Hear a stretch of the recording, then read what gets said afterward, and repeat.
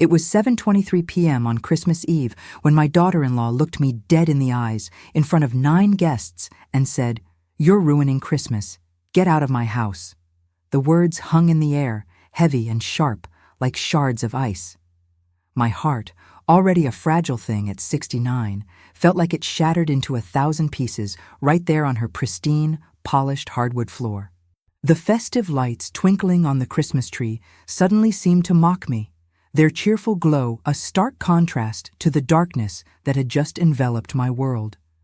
I could feel the heat rising in my cheeks, a blush of shame and disbelief, as every single pair of eyes in that beautifully decorated living room turned to me. The silence that followed was deafening, broken only by the distant, muffled sounds of carols playing softly from a neighbor's house. It was a moment frozen in time, a tableau of utter humiliation that would forever be etched into the deepest corners of my memory. How could everything I've done for my family lead to this moment? My son, Michael, stood beside her, his face a mask of discomfort, his gaze fixed somewhere over my shoulder, anywhere but on me.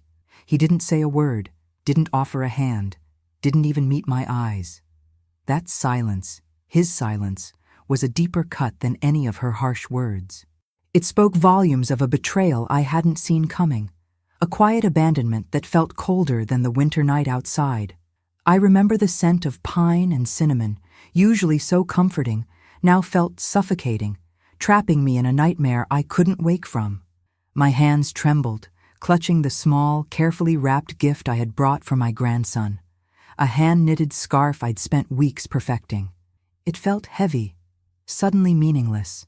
I wanted to disappear, to vanish into thin air, to rewind time to a moment before this unbearable public shaming. But there I was, a woman who had poured her entire life into her family, standing utterly exposed and unwanted. This wasn't just about a Christmas Eve gone wrong. It was the culmination of years, decades even, of subtle shifts, unspoken resentments, and a slow, insidious erosion of what I thought was an unbreakable bond. My life, before this moment, had been a tapestry woven with threads of sacrifice, love, and unwavering devotion to my son and, eventually, his family. I was Helen, a widow for 20 years, a mother who had raised Michael practically single-handedly after his father, Robert, passed away far too young. Robert was my rock, my partner in every sense of the word. We built our life together from scratch, a modest but happy home filled with laughter, the smell of his pipe tobacco, and the comforting rhythm of our shared dreams. When he left, a part of me went with him, but I knew I had to be strong for Michael. He was just a boy, and he needed me. So I picked myself up, dried my tears, and became both mother and father, provider and comforter. I worked tirelessly, sometimes 2 jobs, to ensure Michael had everything he needed, and more importantly, everything he deserved. I saved every penny for his education, for a future I envisioned for him, one brighter and easier than my own. I taught him to be kind, to be honest, to value family above all else. We had our struggles, of course, lean times when I worried about making ends meet, but we always had each other. Our small apartment, filled with hand-me-down furniture and the scent of my homemade apple pie, was a sanctuary. We'd spend evenings reading together, me with my worn copy of a classic novel, him with his comic books, the quiet companionship a balm to my weary soul. Those were the days when his eyes would light up at the smallest gesture, when a hug from his mother was all he needed. I remember one Christmas, when he was about 10, I couldn't afford much, so I knitted him a sweater. He wore it every day for a month, even to bed, just because I made it. That's the Michael I remembered, the one who cherished my efforts, who saw my love in every stitch. When Michael met Sarah, my daughter-in-law, I was initially overjoyed. She was bright, ambitious, and seemed to make him incredibly happy. I welcomed her into our family with open arms, eager to share the love and traditions I had nurtured for so long. I cooked her favorite meals, offered advice when she asked, and tried to be the supportive, non-interfering mother-in-law every woman dreams of having. I wanted her to feel loved, to feel like she belonged. I helped them with their first home, offering my savings for the down payment, something I had worked decades to accumulate. I babysat their children, my beautiful grandchildren, whenever they needed, often canceling my own plans without a second thought. I was there for every school play, every birthday, every scraped knee. I believed I was building a legacy of love, a strong family unit that would stand the test of time, a testament to the values Robert and I had held so dear. But somewhere along the way, things began to shift. It wasn't a sudden change, but a gradual, almost imperceptible drift.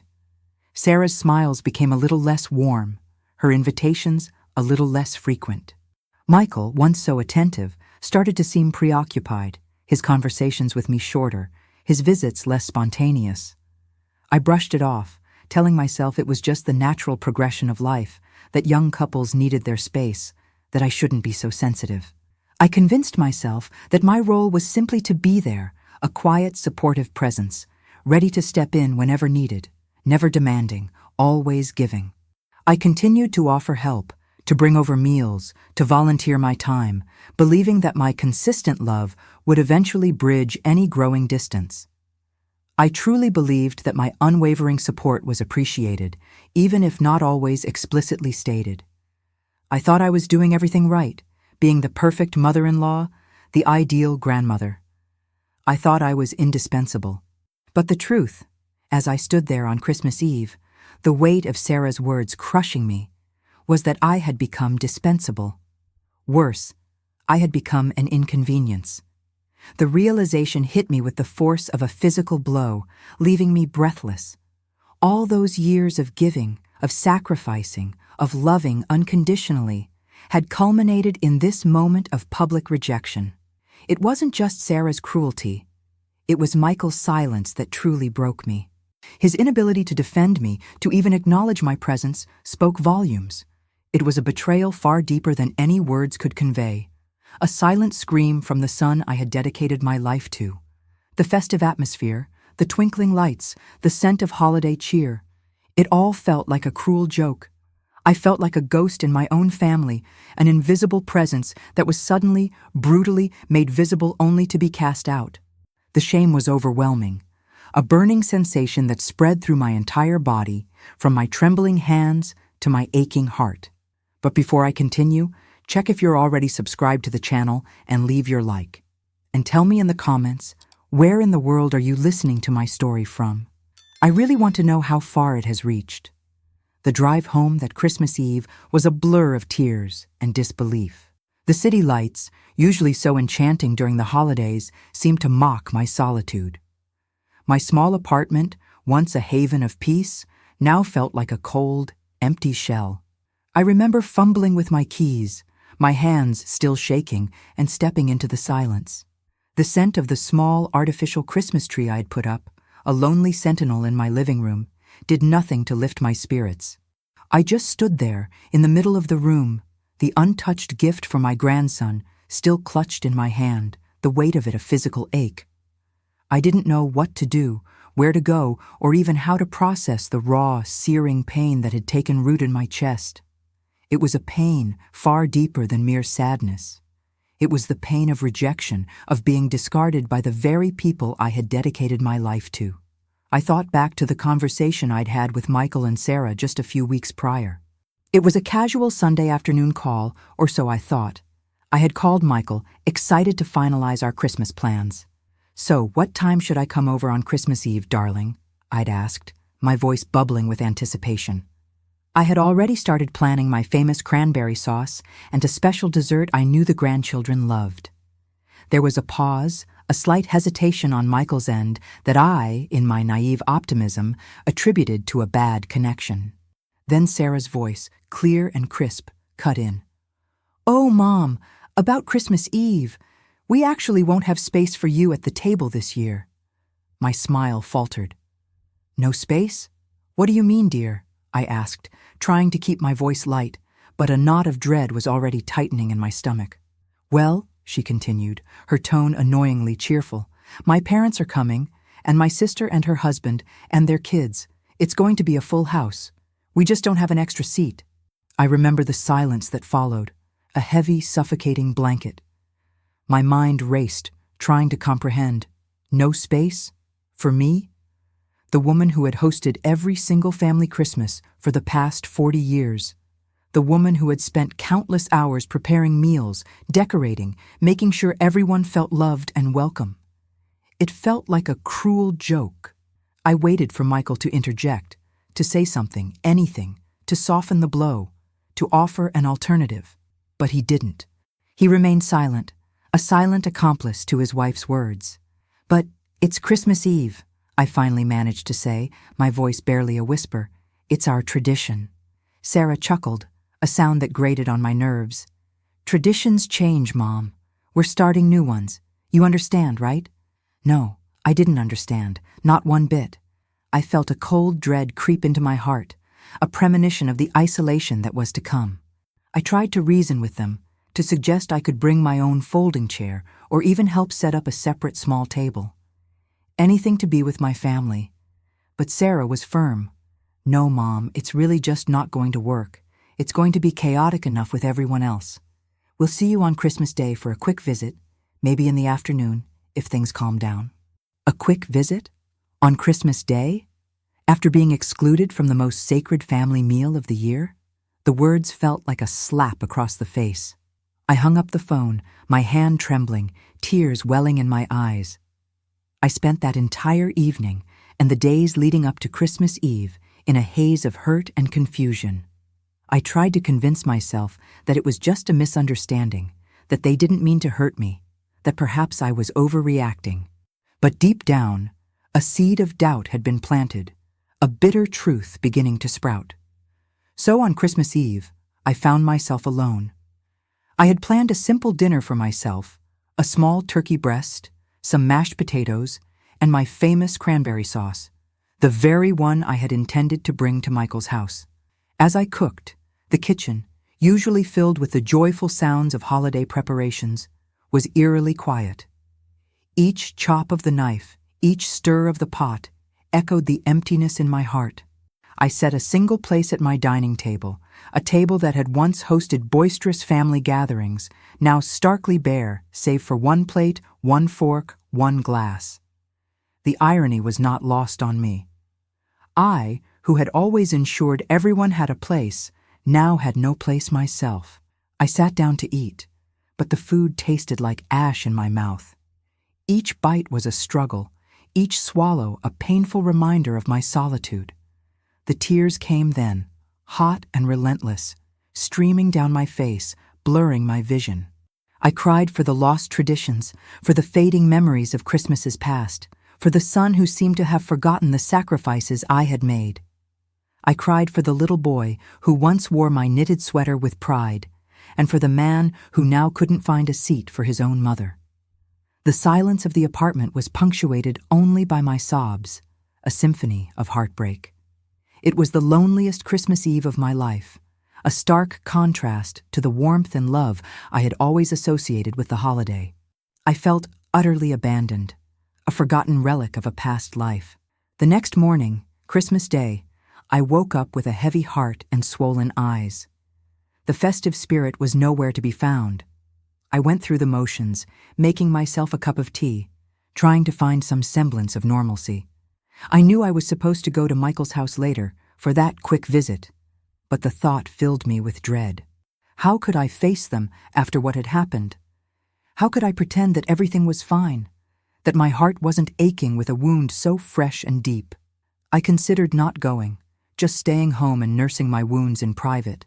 But then, the thought of my grandchildren, their innocent faces, their excitement for Christmas, pulled at my heartstrings. I couldn't let them down. I had to be strong for them, if not for myself. I was just about to get dressed, trying to muster some courage, when my phone rang. It was Sarah. My heart leaped into my throat. I braced myself for another dismissive comment, another excuse. But her voice on the other end was different. It wasn't cheerful, or dismissive, or even annoyed. It was panicked, utterly, completely panicked. "Mom, Helen, you have to come. Something terrible has happened." Her words tumbled out, breathless and frantic, a stark contrast to her usual composed demeanor. My blood ran cold. My mind immediately jumped to the worst possible scenarios. Was it the children? Was Michael hurt? The fear that gripped me was immediate and overwhelming, pushing aside my own pain, at least for a moment. What could possibly have happened to make Sarah, the woman who had so coldly cast me aside just hours before, sound so utterly terrified? That Christmas Eve, as I walked out of Michael and Sarah's house, the cold air hit me like a physical blow, but it was nothing compared to the chill in my heart. I got into my old sedan, the one Robert and I bought together, and drove home through the quiet, snow-dusted streets. Every house I passed glowed with the warmth of family gatherings, laughter echoing faintly from behind brightly lit windows. Each scene was a painful reminder of what I had just lost, or perhaps what I had never truly had. I drove slowly, the defroster struggling against the condensation on the windshield, my vision blurred not just by the cold, but by the tears that finally began to fall, hot and stinging. I didn't cry often, not since Robert passed. I had learned to be strong, to be resilient, to put on a brave face for Michael. But tonight, the dam had broken. The tears flowed freely, carrying with them years of unspoken anxieties, of small slights brushed aside, of a mother's desperate hope to remain central to her son's life. When I finally pulled into my driveway, my small, familiar house looked dark and unwelcoming. It was usually a haven, a place of peace and comfort, filled with memories of a happier time. But tonight, it felt empty, echoing with the silence of a life lived alone. I fumbled with my keys, my hands still shaking, and stepped inside. The scent of the Christmas dinner I had planned to bring to Michael's, a traditional roast with all the trimmings, still lingered in the air. I had spent the entire day cooking, humming carols, imagining the joy on my grandchildren's faces as they opened their gifts. Now the aroma felt like a cruel joke, a ghost of a celebration that would never happen. I walked into the kitchen, the untouched feast laid out on the counter, a silent testament to my dashed hopes. The table was set for one, a single plate, a single glass, a single napkin. It was a scene of profound loneliness, a stark reflection of my reality. I sat down at the table, the roast growing cold, the mashed potatoes congealing, the cranberry sauce glistening mockingly under the dim kitchen light. I picked up my fork, but my appetite was gone, replaced by a knot of despair in my stomach. I just sat there, staring at the food, the tears still streaming down my face, tracing paths through the makeup I had so carefully applied that morning. I ate a few bites mechanically, tasting nothing but salt and sorrow. Each mouthful felt like a betrayal, a concession to the cruel reality that I was utterly alone on the most family-centric night of the year. I thought of Robert, of how he would have held me, comforted me, told me everything would be all right. His absence was a gaping wound tonight, more painful than ever. I missed his steady presence, his quiet strength, his unwavering love. He would never have let anyone treat me this way. The next morning, Christmas Day, dawned gray and bleak, mirroring my mood. I woke up with a heavy head and swollen eyes, the events of the previous night replaying in a relentless loop in my mind. I tried to push them away, to focus on something else, anything else, but the sting of Sarah's words and Michael's silence was too fresh, too raw. I made myself a cup of tea, the warmth doing little to thaw the ice around my heart. I looked out the window at the quiet street, the snow from last night still clinging to the branches of the trees, sparkling faintly in the weak morning light. It was a beautiful scene, but I felt no joy, no peace. The house felt too big, too quiet, too empty. I missed the chaos of Christmas mornings past, the excited squeals of my grandchildren, the rustle of wrapping paper, the smell of coffee and cinnamon rolls. My phone, usually buzzing with holiday greetings, was silent. No call from Michael, no text from Sarah. Not even a quick message from my grandchildren, who I knew were too young to understand the complexities of adult relationships, but who I hoped might still remember their Nana. It was a silence that spoke volumes, confirming my worst fears. I had been completely cut off. It wasn't just a temporary banishment, it felt like a permanent severance. This wasn't the first time I had felt a chill from Sarah, or a distance from Michael, but it was the first time it had been so overt, so undeniable. I had always found excuses for them, always rationalized their behavior, always told myself they were just busy or stressed, or perhaps I was just overthinking things. I was a master of self-deception when it came to my family, always choosing to see the best, to hope for the best, even when the signs pointed elsewhere. I remembered a conversation with my dear friend Martha a few months ago. We were having coffee, and I was subtly complaining about how Michael and Sarah had canceled our Sunday dinner plans at the last minute for the third time that month. Martha, ever the pragmatist, had looked at me with a knowing gaze. "Helen," she'd said gently, "are you sure they're not taking advantage of your good nature? You give so much, dear. Sometimes people only appreciate what they have when they fear losing it." I had dismissed her concerns, of course. "Oh, Martha, you're being too harsh. They're just busy with the kids and their careers. It's a demanding life." I had wanted to believe that, needed to believe that, because the alternative was too painful to contemplate. The idea that my own son and his wife could intentionally hurt me, could actively push me away, was something my heart simply refused to process. My vulnerability, I now realized, was rooted in a deep-seated fear of loneliness. After Robert died, Michael became my anchor, my reason for being. I poured all my maternal love, all my hopes and dreams into him.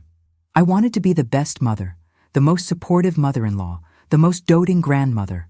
I believed that if I gave enough, if I loved enough, if I sacrificed enough, I would secure my place in their lives forever. I saw myself as the matriarch, the glue that held the family together, the keeper of traditions. This self-perception, however, had blinded me to the subtle shifts, the growing distance, the quiet disrespect that had been creeping into our relationship for years. I had been so focused on giving, on being needed, that I hadn't noticed I was slowly becoming invisible. I had built my entire identity around being a mother and a grandmother, and now that identity was crumbling around me, leaving me feeling adrift and utterly lost. I spent Christmas Day in a haze, trying to distract myself. I watched old movies, read a book, even tried to knit, but my mind kept drifting back to the empty chair at my table, the silent phone, the image of Sarah's cold eyes. The silence of the house was oppressive, each tick of the grandfather clock echoing the passage of a day that should have been filled with joy, but was instead filled with sorrow. I felt a profound sense of regret, not just for the immediate pain, but for all the missed opportunities, all the times I should have spoken up, should have set boundaries, should have valued my own worth more than their fleeting approval. But it was too late now, wasn't it? The damage was done. The bridge, it seemed, had been burned, and I was left standing alone on my side, watching the embers fade. The panic in Sarah's voice on Christmas morning was a jolt, cutting through my haze of self-pity and grief like a sharp knife. My own pain, the sting of rejection, momentarily faded into the background, replaced by a primal maternal instinct. Something was wrong, terribly wrong, and my son's family was in trouble. "Mom, Helen, you have to come. Something terrible has happened." Her words tumbled out, breathless and frantic, a stark contrast to her usual composed demeanor. My blood ran cold. My mind immediately jumped to the worst possible scenarios. Was it the children? Was Michael hurt? The fear that gripped me was immediate and overwhelming. "Sarah, what is it? What happened? Are the children okay?" I demanded, my voice tight with a sudden, desperate urgency.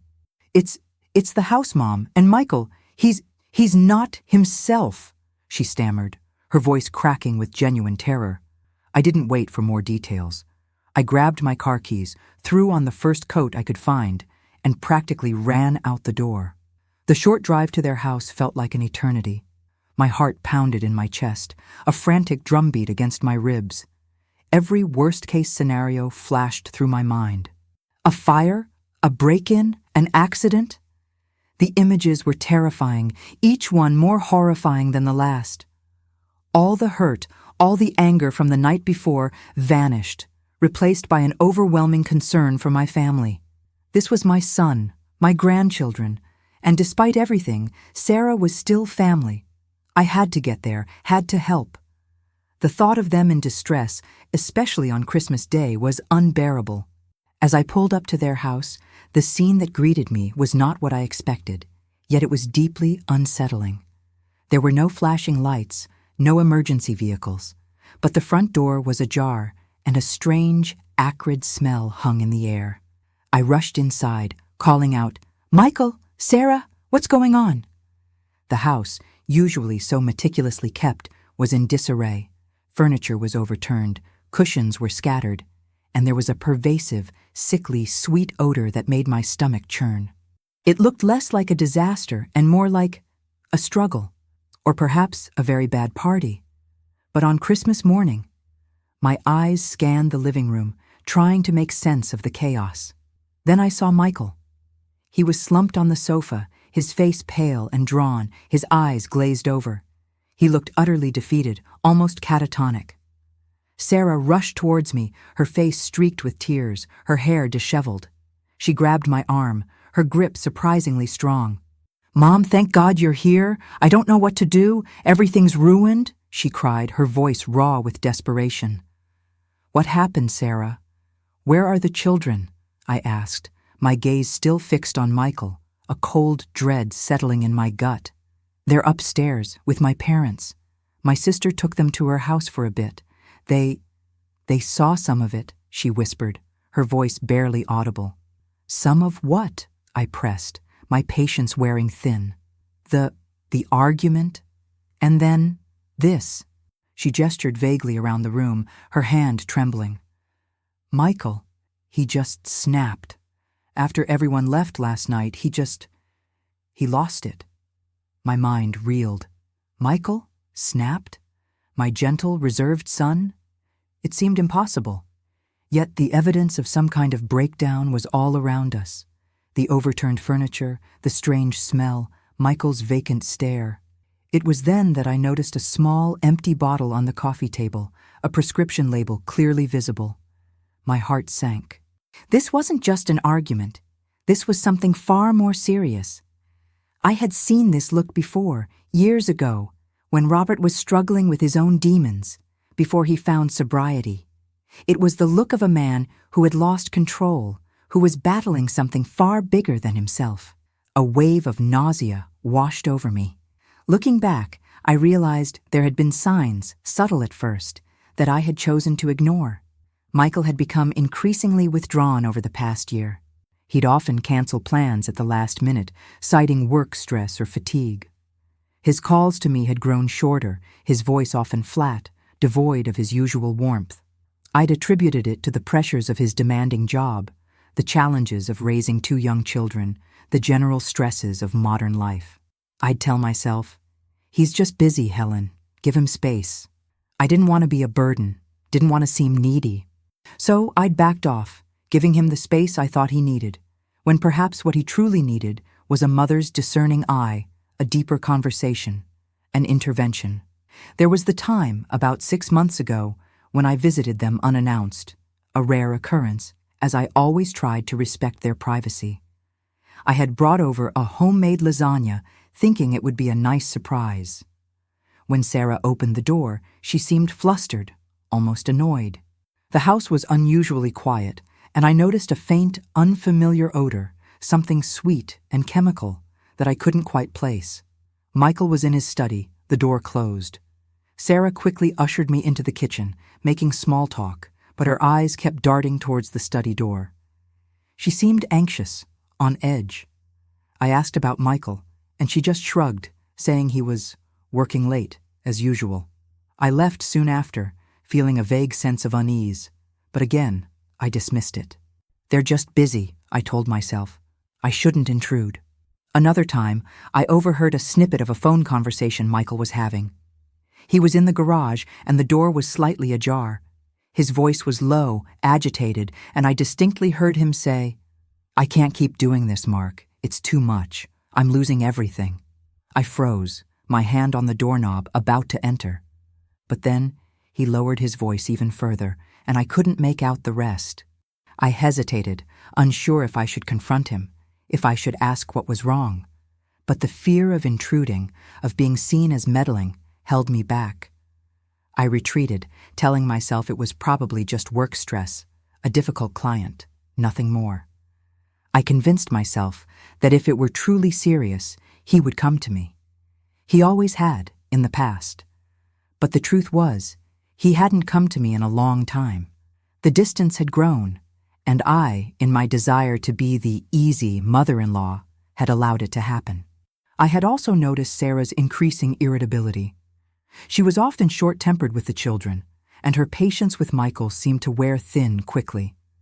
I'd seen her snap at him over trivial things, and he would just retreat, becoming even more silent.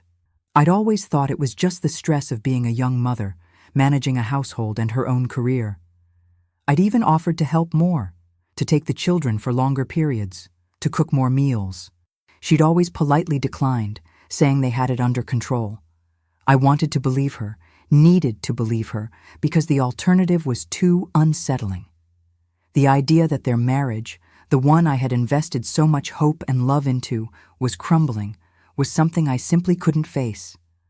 I had always prided myself on my ability to read people, to sense underlying tensions, but with Michael and Sarah, I had been willfully blind.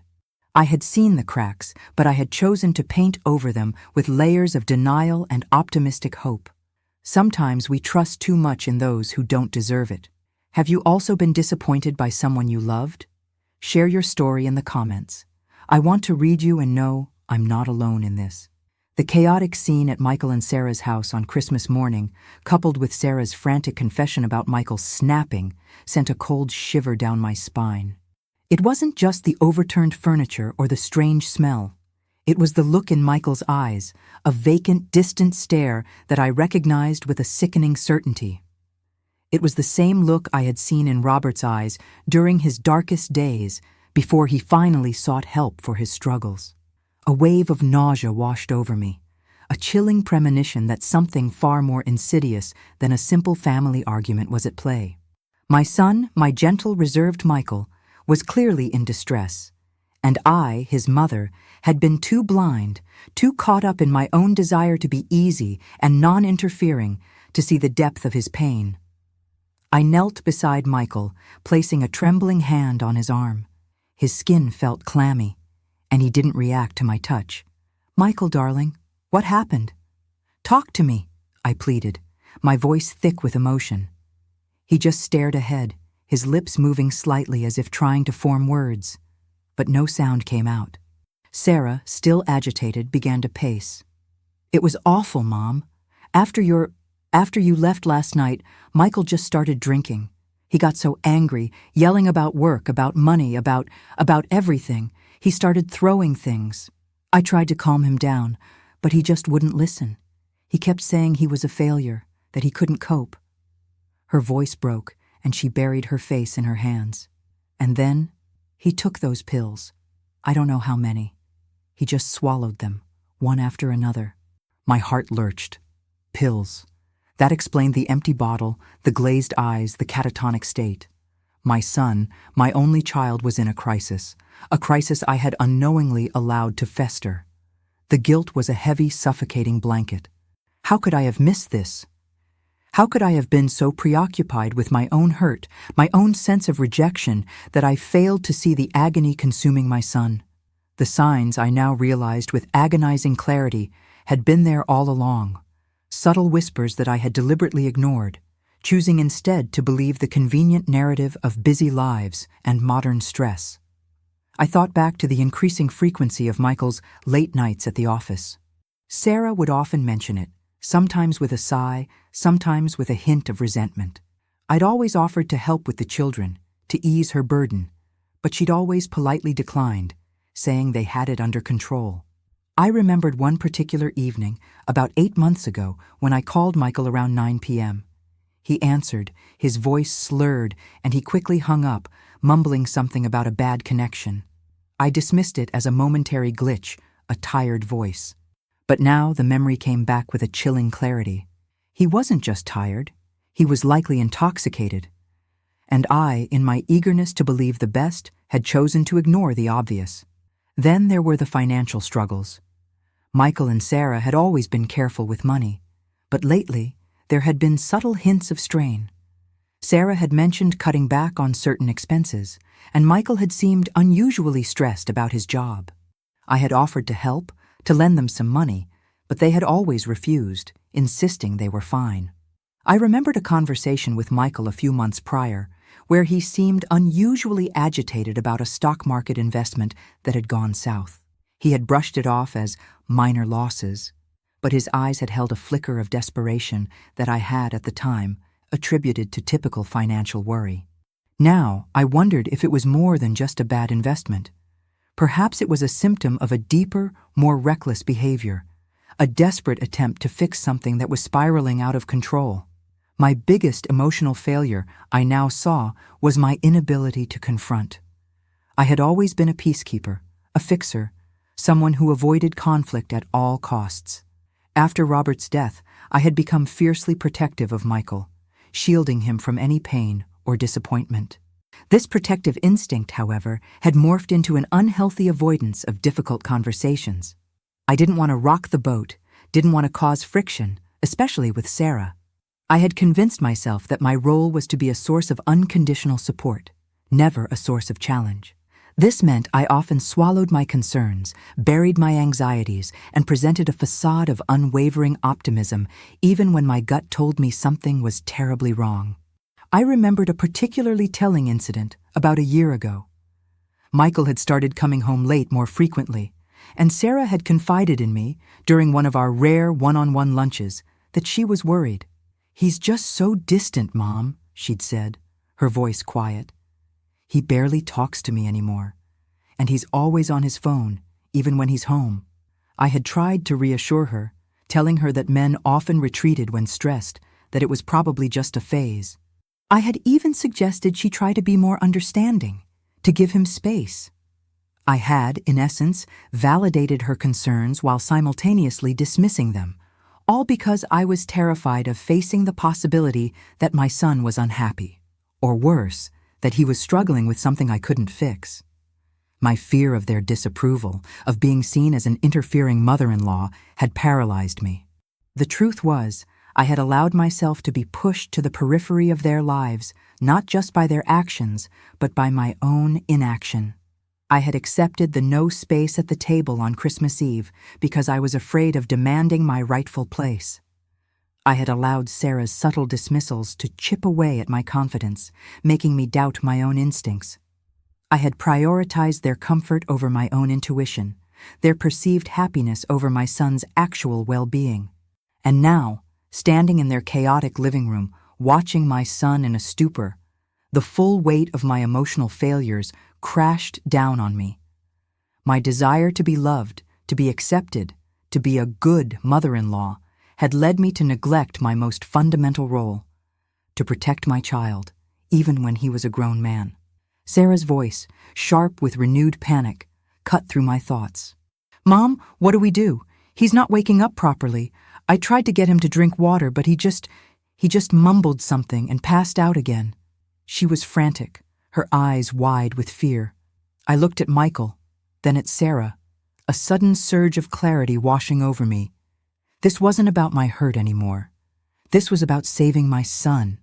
And for the first time in a long time, I felt a flicker of my old strength, the strength that had carried me through Robert's death, the strength that had raised Michael alone. I had ignored the signs for too long, but I wouldn't ignore them now. The time for passive observation was over. The time for action had come. The moment I saw Michael slumped on that sofa, his eyes vacant, the empty pill bottle a stark testament to his despair, something shifted within me. The hurt, the anger, the feeling of rejection from Christmas Eve, it all evaporated, replaced by a fierce protective love that only a mother can truly understand. My son was in trouble, deep trouble, and I was the only one who seemed capable of acting. Sarah, though frantic, was clearly overwhelmed, paralyzed by fear and perhaps her own complicity in the situation. "Sarah, we need to get him to a hospital. Now," I stated, my voice firm, cutting through her panicked whispers. "He's taken too many pills. This isn't something we can handle alone." Sarah hesitated, wringing her hands. But what about my parents? They're still upstairs, and the children are coming back soon. What will we tell them? Her concern, even in this dire moment, seemed to be focused on appearances, on maintaining a facade of normalcy. It was a stark reminder of the superficiality that had slowly crept into their lives, a stark contrast to the raw, life-or-death situation unfolding before us. "Sarah, your son's life is more important than what anyone thinks," I retorted, my voice sharper than I intended. "We call an ambulance or I drive him myself. But we are not waiting." My resolve seemed to finally penetrate her panic. She nodded, her eyes wide, and fumbled for her phone. While Sarah made the call, I tried to rouse Michael, gently shaking his shoulder, calling his name. He stirred slightly, a low moan escaping his lips, but his eyes remained unfocused. The smell in the room, that sickly sweet odor, seemed stronger now, and I realized it wasn't just from the pills. There was something else, something metallic and faintly acrid that I couldn't quite place. My gaze swept around the room again, taking in the overturned furniture, the scattered cushions. It looked like a struggle, yes, but also a search, as if someone had been frantically looking for something or trying to hide something. A new layer of unease settled over me. This wasn't just a breakdown. There was more to this story than Sarah was letting on. The paramedics arrived quickly, their efficiency a welcome contrast to the chaos. They assessed Michael, asking Sarah a barrage of questions about what he had taken and when. Sarah, still visibly shaken, struggled to provide clear answers, her voice trembling. I stepped in, offering what little information I had, describing his state, the empty bottle. As they prepared to transport him, one of the paramedics, a kind-faced woman, looked at me. "He's lucky you found him, ma'am. These things can turn very bad, very fast." Her words were a stark confirmation of the gravity of the situation, and a fresh wave of guilt washed over me. Lucky I found him. I should have seen this coming. I should have been there. As they wheeled Michael out on a stretcher, Sarah suddenly grabbed my arm again. "Mom, please, don't tell my parents about the pills. Just say he had a bad reaction to something, a stomach bug. They'll be so upset." Her plea, even now, was about protecting her image, her family's reputation. It was a painful realization, but I didn't have time to dwell on it. My priority was Michael. "We'll talk about it later, Sarah. Right now, we need to focus on Michael," I said, my voice clipped. I followed the ambulance to the hospital, leaving Sarah to deal with her parents and the aftermath at home. The hospital waiting room was cold and sterile, a stark contrast to the warmth of Christmas Day outside. I sat there for hours, alone, the silence broken only by the hushed whispers of nurses and the distant beeping of machines. My mind raced, replaying every interaction, every ignored sign, every missed opportunity. I remembered a particularly unsettling incident from a few months prior.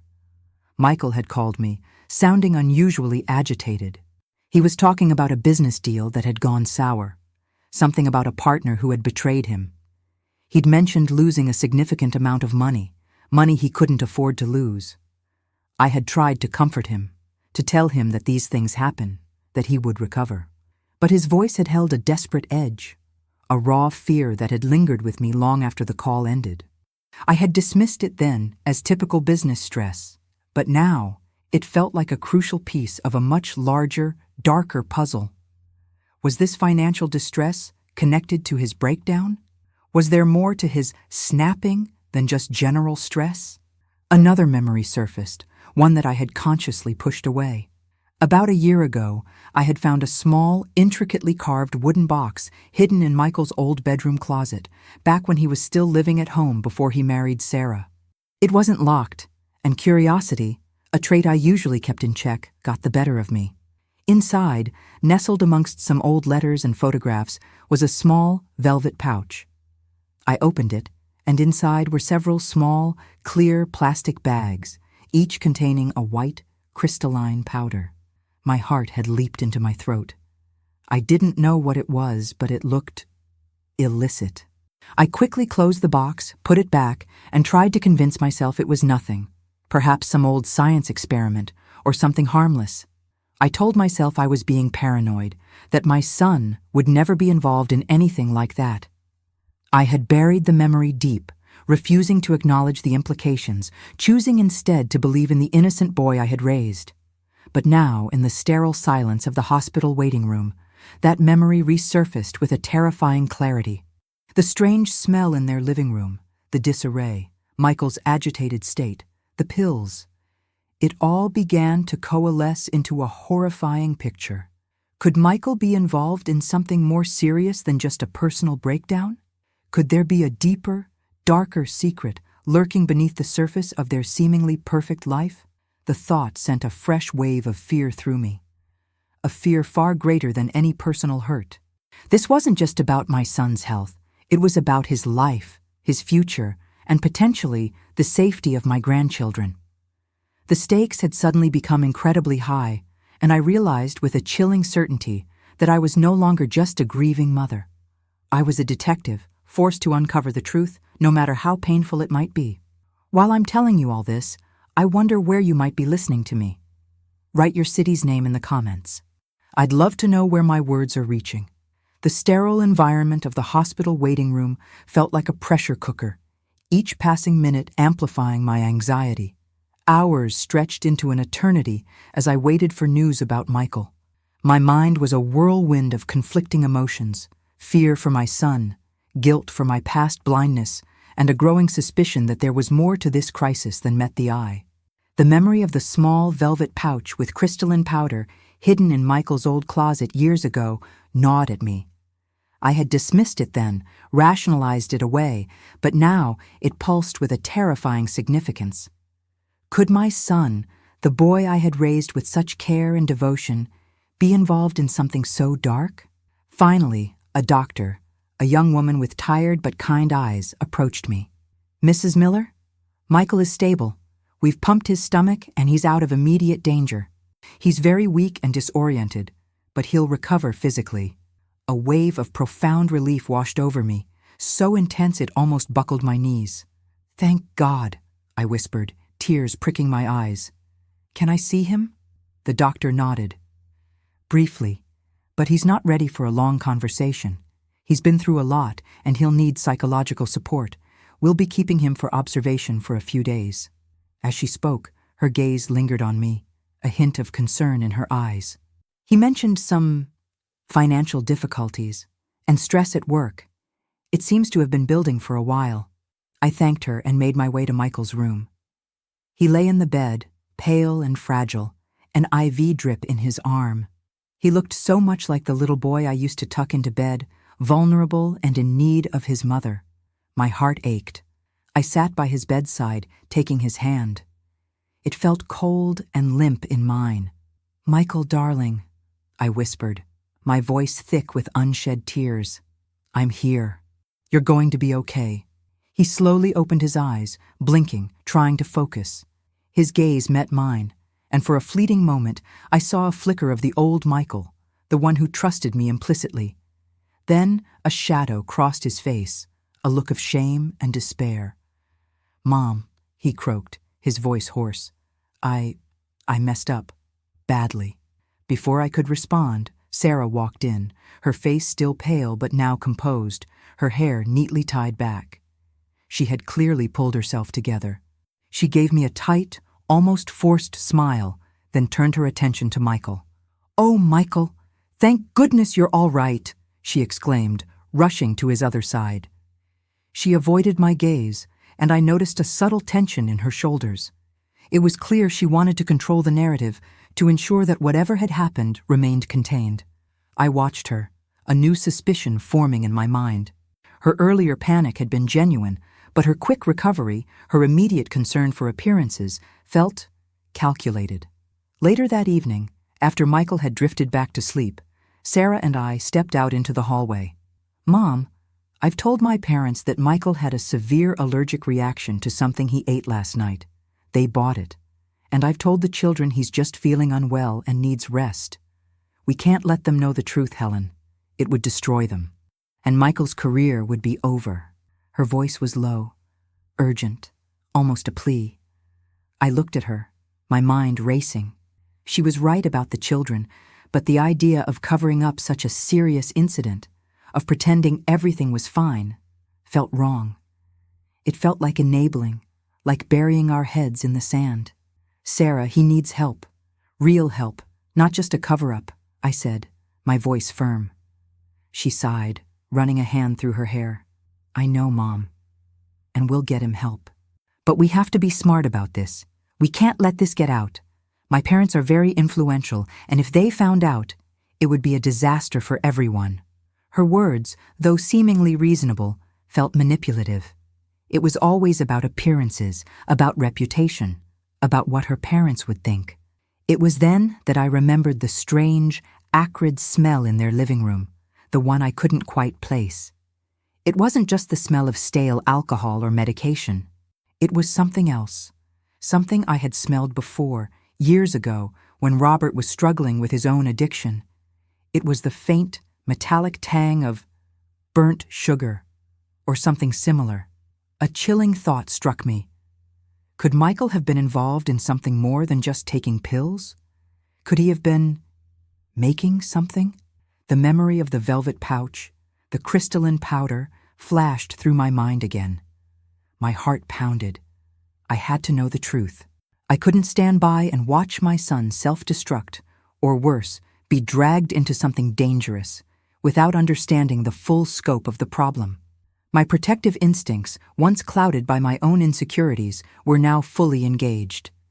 I was no longer just a mother. I was a woman on a mission, determined to uncover the secrets that were slowly destroying my family.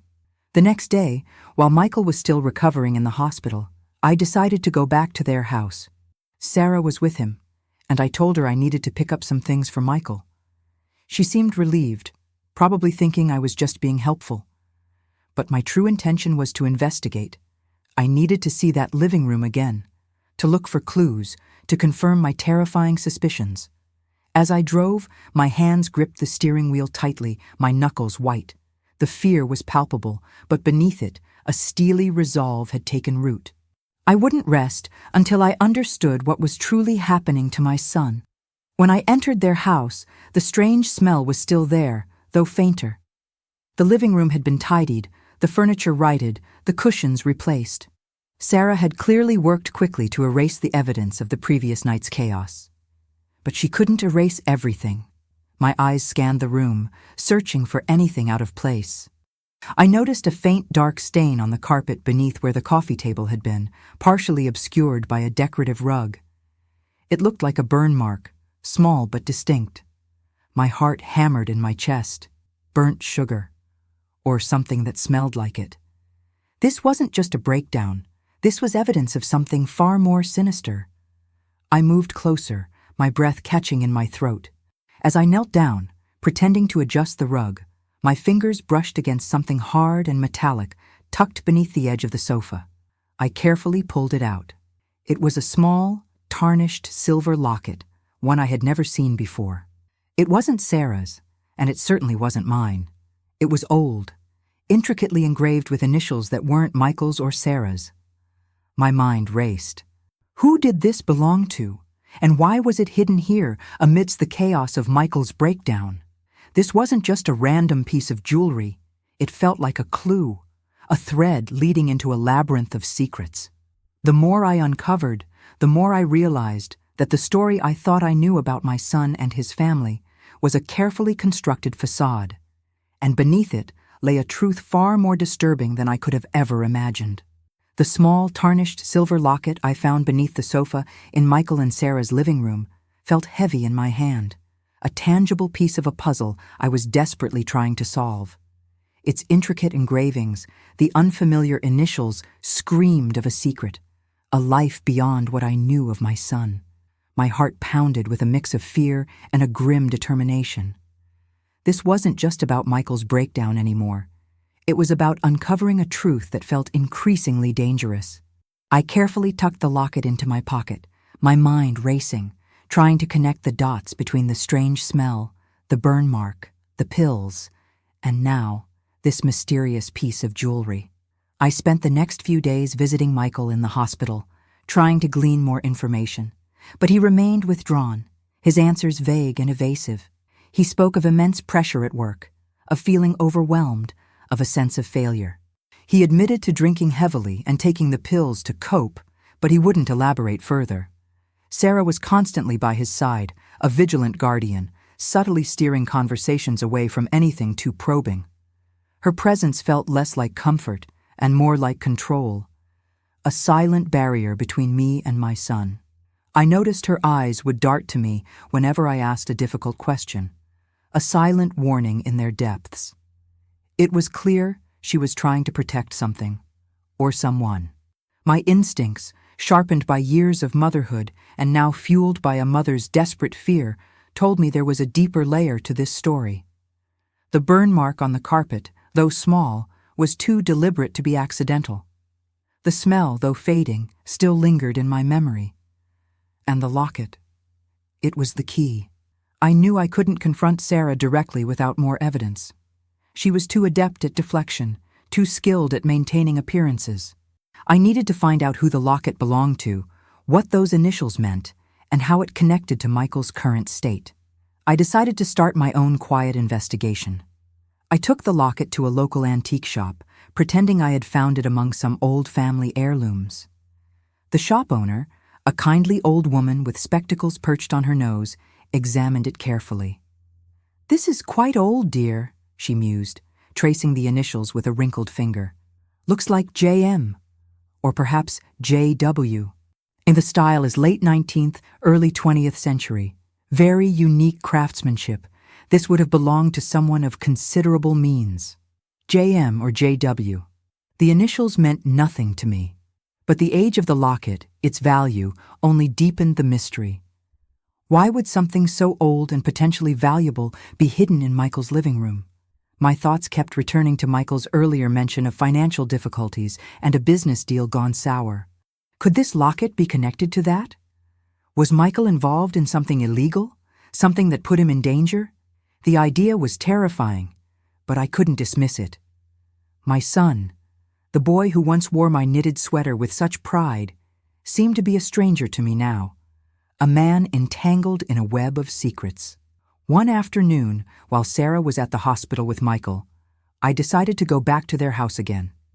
This time, I was more methodical. I wasn't just looking for clues, I was looking for answers. I started in the living room, meticulously examining every inch of the area where Michael had collapsed. The burn mark was still there, a dark smudge on the carpet. I knelt down, running my fingers over it. It felt slightly sticky, almost waxy. Not just a burn, but something that had melted and then hardened. My mind flashed back to the crystalline powder in the velvet pouch. Could it be drugs? The thought made my stomach clench. I moved to Michael's study, a room Sarah usually kept locked. To my surprise, the door was ajar. I pushed it open slowly, my heart pounding. The room was meticulously neat, almost too neat, but as I scanned the bookshelves, my eyes caught something unusual. A loose panel behind a row of old, leather-bound books. My hands trembled as I reached for it, pulling it open. Inside, hidden in the small cavity, was a stack of documents and a small, worn, leather-bound journal. I pulled out the journal first, my fingers tracing the faded gold lettering on its cover. It was old, very old. I opened it, and the first page was filled with elegant, looping handwriting. It was a diary, and the first entry was dated over 100 years ago. The initials on the first page were JM, the same initials as on the locket. My breath hitched. This was it. This was the connection. I quickly flipped through the pages, my eyes scanning for anything that might shed light on Michael's situation. The entries spoke of a family fortune, of a hidden inheritance, of a valuable collection of antique jewelry that had been passed down through generations. It detailed a complex family tree, a lineage that seemed entirely separate from our own. Then, I found an entry that made my blood run cold. It spoke of a specific piece of jewelry, a unique diamond brooch that was rumored to be cursed and had been hidden away for generations, its location encoded in a series of riddles and clues. The journal mentioned a map or a key that was also hidden, meant to be found only by the rightful heir. My mind immediately connected this to Michael's financial troubles, his agitated state, and the strange, almost frantic search that seemed to have taken place in their living room. Was Michael trying to find this hidden treasure? And if so, why? And who was this J.M.? As I continued to read, I found more recent entries, written in a different, more modern hand. These entries were from Michael.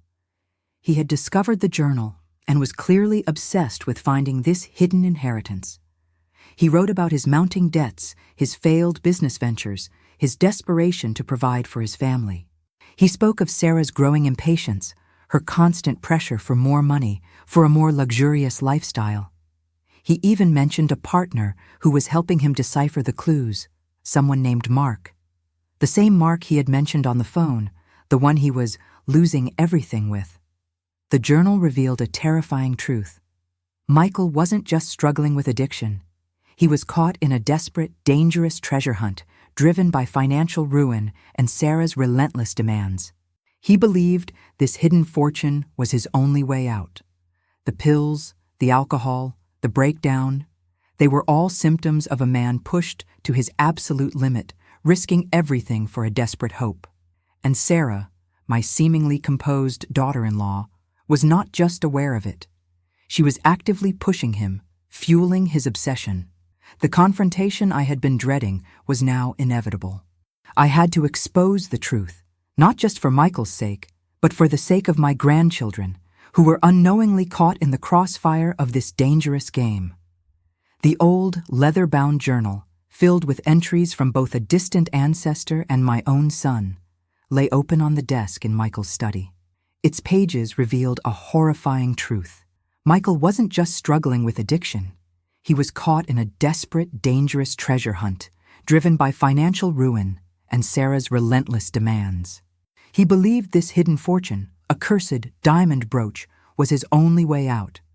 The pills, the alcohol, the breakdown, they were all symptoms of a man pushed to his absolute limit, risking everything for a desperate hope.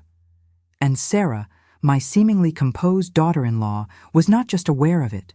She was actively pushing him, fueling his obsession. The confrontation I had been dreading was now inevitable. I had to expose the truth, not just for Michael's sake, but for the sake of my grandchildren, who were unknowingly caught in the crossfire of this dangerous game. My hands trembled as I closed the journal, the weight of its secrets pressing down on me. I also found a stack of recent bank statements revealing massive debts, failed investments, and alarming withdrawals. Michael was in deep, far deeper than I could have ever imagined.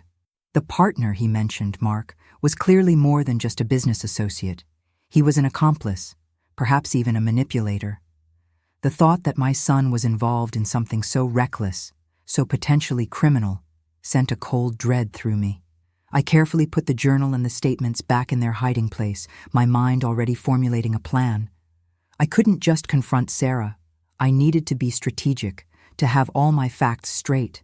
I left the house, the locket still clutched in my pocket, and drove straight to the hospital.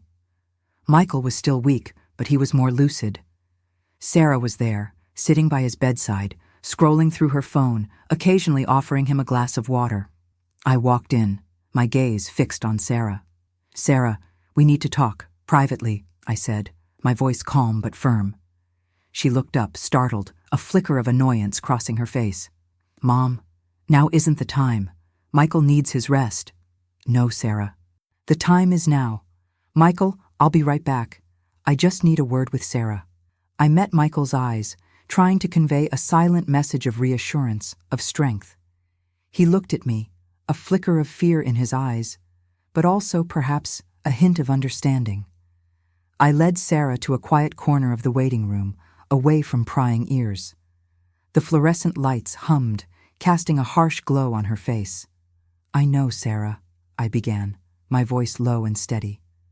"I know about the journal. I know about the debts. I know about the treasure hunt and the diamond brooch. And I know you've been pushing Michael, fueling his obsession." Her face went ashen. The carefully constructed facade crumbled, revealing a raw, desperate fear beneath. "What are you talking about, Mom? You're delusional. Michael's just stressed. He's been working too hard. She tried to bluster, to deny, but her voice lacked conviction. I pulled the locket from my pocket, holding it up. And I found this, the initials JM, and the same initials as the original owner of the journal. Don't tell me this is just stress, Sarah. This is a dangerous game, and Michael is losing himself in it. He almost died on Christmas Day because of this, because of your greed and his desperation. My words hit her like a physical blow. She recoiled, her eyes wide with a mixture of shock and fury. How dare you? You have no idea what you're talking about. You're just an old woman meddling where you don't belong, she hissed, her voice barely a whisper, but laced with venom. I belong wherever my son is in danger, I retorted, my voice unwavering. And he is in grave danger, not just from the pills, but from this obsession, and from this partner, Mark. Who is Mark, Sarah? What exactly is Michael involved in? She hesitated, her gaze darting around the room as if looking for an escape. He's just a friend. He was helping Michael with some investments. Investments that led to massive debt? Investments that led to Michael nearly dying? Don't lie to me, Sarah. I've seen the bank statements. I've read Michael's entries in that journal. He's desperate, and you're complicit. Her composure finally shattered. Tears welled in her eyes, but they weren't tears of remorse. They were tears of self-pity, of anger at being exposed. You don't understand, Helen. You don't know what it's like. Michael's business was failing. We were losing everything. My parents, they expect so much. I just wanted us to have a good life, a secure future. This brooch, this inheritance, it was supposed to solve everything. Her voice rose, attracting the attention of a passing nurse who gave us a disapproving look. I lowered my voice, pulling her closer. At what cost, Sarah? At the cost of Michael's life. Absorption.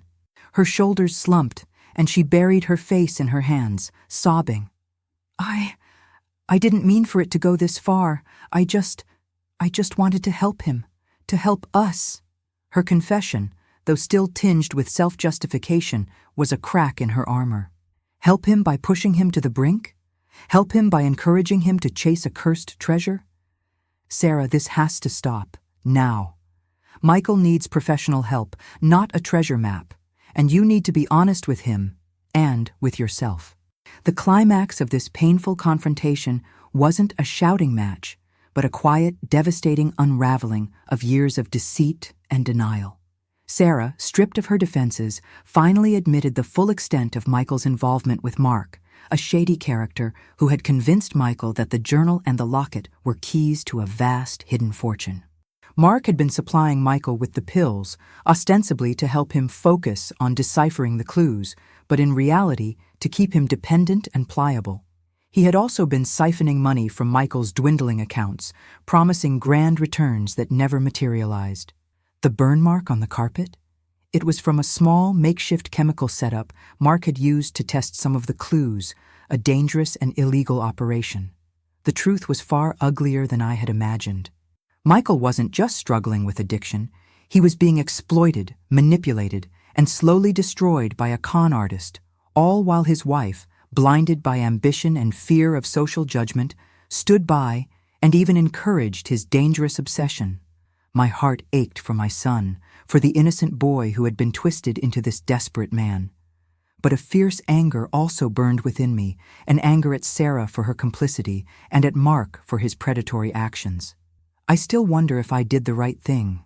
And you, what would you have done in my place? Tell me in the comments. I truly want to know what you think. My decision was clear. I would protect my son, no matter the cost. I would ensure he got the help he desperately needed, and I would expose Mark for the predator he was. This wasn't just about family anymore. It was about justice, about reclaiming my son from the clutches of a dangerous deception. The quiet, unassuming Helen, who had been cast out on Christmas Eve, was gone. In her place stood a mother, fierce and determined, ready to fight for her child's life and future. The battle was far from over, but for the first time in a long time, I felt a sense of purpose, a clarity of mission. The confrontation with Sarah in the hospital waiting room had been brutal, but necessary. It had ripped open old wounds and exposed painful truths, but it had also cleared the air, laying bare the desperate reality of Michael's situation. With Sarah's confession, the full, horrifying picture of Mark's manipulation and Michael's spiraling addiction and financial ruin finally came into sharp focus. My son was not just a victim of his own choices. He was a pawn in a dangerous game, driven by a con artist and fueled by his wife's misguided ambition. The quiet, unassuming Helen, who had been cast out on Christmas Eve, was gone.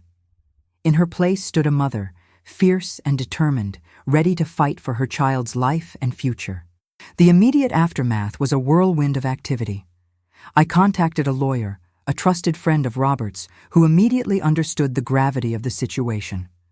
We gathered all the evidence: the journal, the locket, the bank statements, and Sarah's reluctant testimony. With the lawyer's guidance, we approached the authorities about Mark. It was a difficult, emotionally draining process, but I knew it was the only way to truly help Michael. Sarah, humbled and terrified by the potential legal ramifications, cooperated, her fear for her own future finally outweighing her desire for secrecy. She realized the depth of the hole they had dug, and the danger they were truly in. Michael's recovery was a long and arduous journey.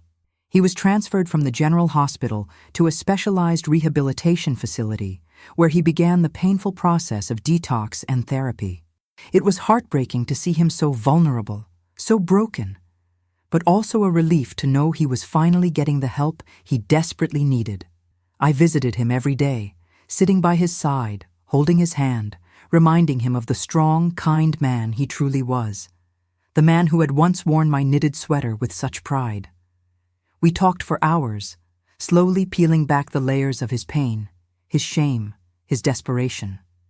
He confessed his fears, his failures, his overwhelming sense of being trapped. He admitted how Mark had preyed on his vulnerabilities, promising easy money and a quick fix to his mounting financial woes, all while subtly introducing him to the pills that would keep him dependent. Sarah, too, began her own journey of self-reflection. The shock of almost losing Michael, coupled with the threat of legal action, forced her to confront her own role in his downfall. She started attending family therapy sessions with Michael, slowly rebuilding the trust that had been shattered. It wasn't easy. There were arguments, tears, and moments of raw, painful honesty. But for the first time, they were truly communicating, truly facing their problems head-on, instead of burying them under a mountain of denial and false appearances. It was a slow, arduous process, but I saw glimmers of hope, faint flickers of the love that had once brought them together. The legal process against Mark was complex, but with the evidence we had and Sarah's testimony, he was eventually apprehended and charged. It was a small victory, but a significant one. It meant that Michael and others like him would be safe from his predatory influence. The diamond brooch, the cursed treasure that had driven Michael to the brink, was never found. Perhaps it was a myth, a legend, or perhaps it was simply another one of Mark's elaborate deceptions. In the end, its absence didn't matter. What mattered was Michael's life, his recovery, and the chance for a new beginning. This whole ordeal taught me profound lessons about love, family, and self-worth.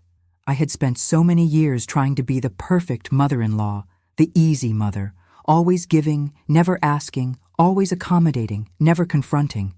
I had allowed my fear of rejection, my desire to be loved and needed, to blind me to the truth, to prevent me from setting healthy boundaries, from speaking my mind, from truly seeing the struggles of those I loved. I had confused self-sacrifice with true support, and in doing so, I had inadvertently contributed to the very distance and dysfunction I had so desperately tried to avoid. I learned that true love isn't about being silent when things are wrong. It's about having the courage to speak up, to confront, to challenge, even when it's uncomfortable. It's about valuing your own intuition and your own worth, and not allowing others to diminish your place in their lives. It's about understanding that sometimes the greatest act of love is to hold a mirror up to someone, even if what they see is painful. I also learned the importance of forgiveness, not just for others, but for myself. Forgiving myself for my past blindness, for my emotional failures, was crucial to moving forward. Today, Michael is on the path to recovery. He's still in therapy, still working hard, but he's sober, he's present, and he's slowly rebuilding his life. His relationship with Sarah is fragile, but they are both committed to making it work, for themselves and for their children. My grandchildren, though still young, are beginning to understand the importance of honesty and open communication. And I have found my voice again. I am no longer afraid to speak my truth, to set boundaries, to demand the respect I deserve. My place at the family table is no longer a question. It is a given, earned not by silent sacrifice, but by fierce, unwavering love and the courage to face the darkest truths. This Christmas, I won't be alone. Michael and Sarah, along with my grandchildren, will be at my house. We'll have a simple dinner, filled with genuine laughter and heartfelt conversations. There will be no grand facades, no hidden agendas, just the warmth of family, imperfect but real. The journey has been painful, but it has led us to a place of deeper understanding, stronger bonds, and a renewed appreciation for what truly matters. It's a reminder that even in the darkest moments, hope can emerge, and that sometimes being cast out can be the very thing that leads you back home, stronger and wiser than before.